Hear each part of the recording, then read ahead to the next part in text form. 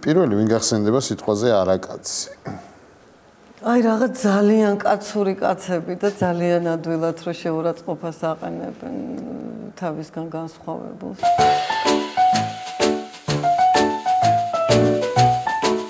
ღმერთს ვინმეს ყველაზე უბრალოს და შეუმჩნეველს და არა გამკითხვას და არა გამკიცხვას და არა რაღაც ყოვლის მცოდნეს. თავისთვის წყნარს ისე რომ ვერც მიხვდებოდით რომ ის ღმერთია, ალბათ ესე ხარ რომ ვფიქრობ.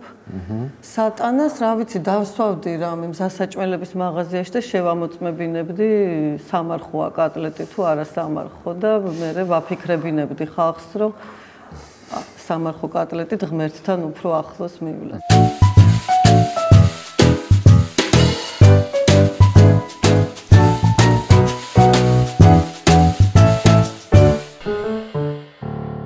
საქართველოს რისი წილხვედრი ქვეყანაა? რისი წილხვედრი? დიდი ფარისევლობის წილხვედრი ნამდვილად არის.